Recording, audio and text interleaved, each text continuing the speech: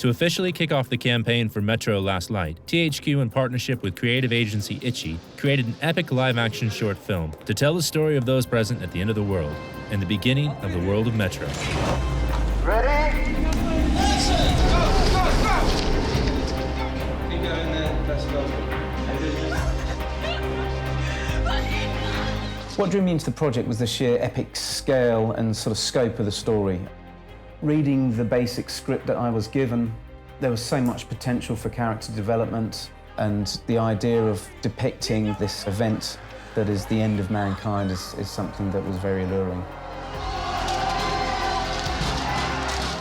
When we were looking for a director to pick up this piece, we were really after someone that understood the necessity to create this bleak vision of a near future, and something that Jim's treatment really brought to life was another level to our storytelling, and he just got it completely.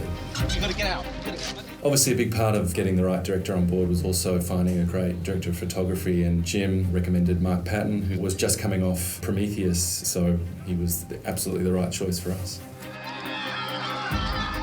From experience of working in Kiev before, I knew that we could cheat Moscow and make that work for us. It just has this fantastic look about it, which really epitomises this bleak vision that we were hoping to achieve. Kiev was pretty much the ideal location apart from the weather.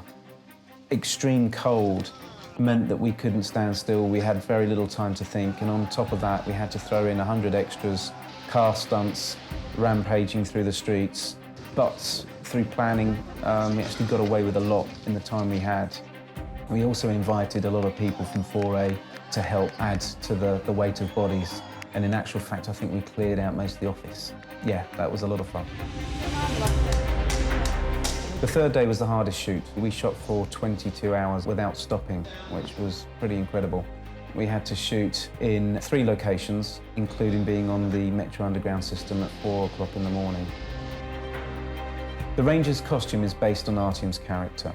I really enjoyed developing that because that's toys for boys. You get to sort of build guns and knives and create uniforms. It was a real process of exploration to design and make his weaponry and his outfit as close as we could to the character in the game. Take your time. Action!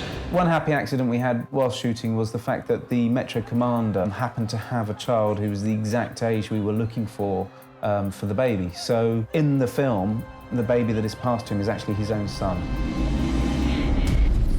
Towards the end of the film, we needed to tie in the idea that perhaps this ranger was also the baby. And we felt that one really vital cue would be to use the lullaby. We had a lot of actresses into a casting session and got them to act out the scene with the baby. And one particular mother started to sing the child a lullaby.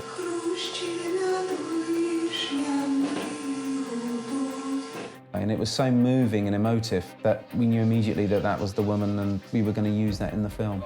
The Mother's Lullaby was one of those things that no matter how much you prepare, how much you plan, some things just come along and they absolutely click and make perfect sense.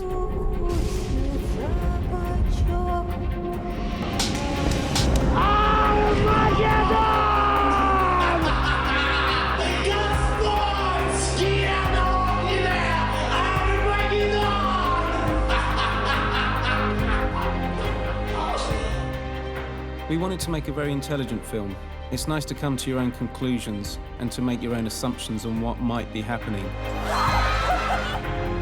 It became apparent very quickly that we had so much great material and so many different converging storylines that we realized in order to stay true to our initial vision and create the epic trailer we always intended, that we allow these stories to be told.